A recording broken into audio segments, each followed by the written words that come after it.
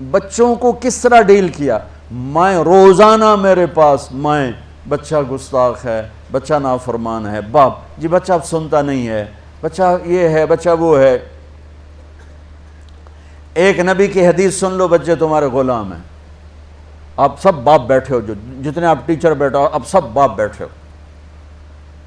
جو مستورات ٹیچر ہیں وہ بھی ماں بیٹھی ہیں، اور اصلی باپ اور ماں بھی بیٹھے ہوئے.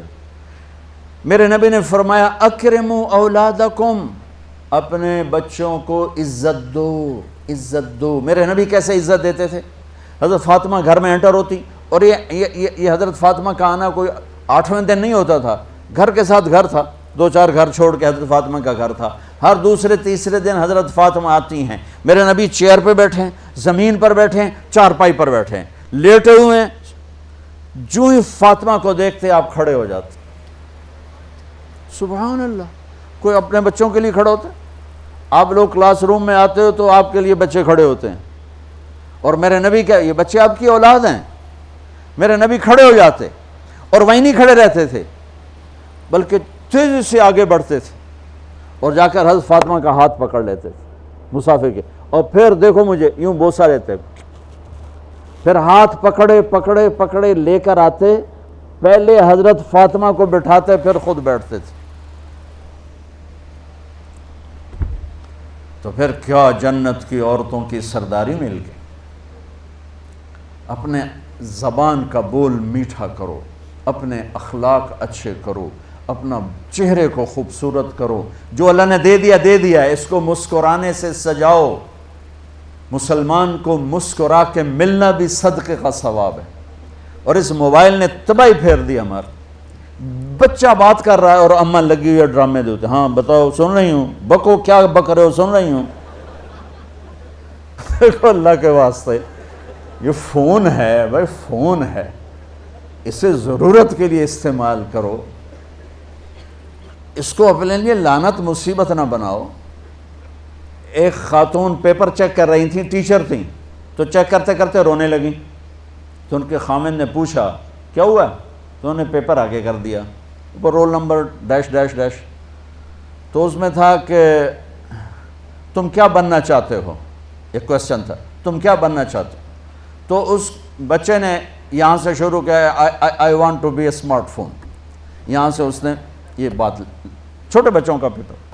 تو وہ پڑھا کہ بھئی میں اسمارٹ فون بننا چاہتا ہوں، چونکہ میرے ماں باپ جتنا فون کو اہمیت دیتے ہیں اتنا مجھے اہمیت نہیں دیتے، تو میں اسمارٹ فون بننا چاہتا ہوں. تو اس کے خامن نے کہا تو اس میں تو کیوں رو رہی؟ کہا تمہیں پتہ ہے یہ رول نمبر کس کا ہے؟ کہا نہیں. کہا یہ تیرے میرے بچے کا ہے. میرے نبی نے ایک زندگی سکھائی. آپ گھر میں آتے تھے مسکراتے ہوئے آتے تھے، اظہار محبت فرماتے تھے. عرب کے ماحول میں بیوی سے اظہار محبت عیب تھا، اور گرل فرینڈ بنانا ایک فخر تھا. آپ لوگ کٹھے پڑھتے ہو، اس لعنت سے بچو. باعزت آئے ہو، باعزت چلے جاؤ.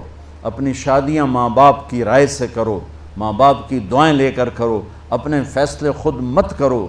یہ کیا کریں، اب بچے بچیاں کٹھے پڑھتے ہیں تو اس قسم کی لعنتیں چلیں گی تو صحیح، لیکن میں جتنا بچ سکتے ہو بچو بچو. اپنے فیصلے ماں باپ کے حوالے کرو، اپنے فیصلے ماں باپ کے حوالے کرو.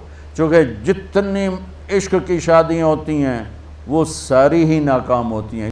عرب کے ماحول میں اظہار عشق بیوی کا عیب، اور گرل فرینڈ کے لیے اشعار. اس کلچر میں بھرے مجمع میں ایک آدمی پوچھتا ہے یا رسول اللہ من احب الناس الیک، آپ کو سب سے زیادہ کس سے محبت ہے؟ تو اپنے نبی کی سنو. آپ نے زور سے فرمایا عائشہ سے. وہ ہل گیا، کہنے لگا ارے یہ کیا ہوا یا رسول اللہ، میرا مطلب یہ نہیں ہے، میرا مطلب ہے کہ مردوں میں کس سے زیادہ پیار ہے.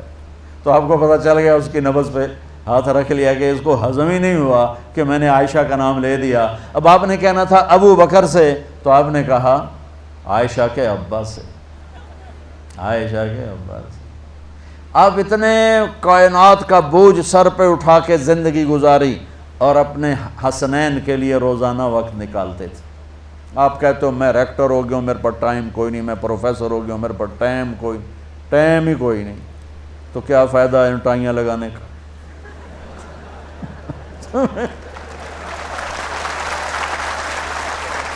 تمہارے لیے اپنے بچوں کے لیے ٹائم نہیں ہے تو تم کیا کر رہے ہو، جھک مار رہے ہو؟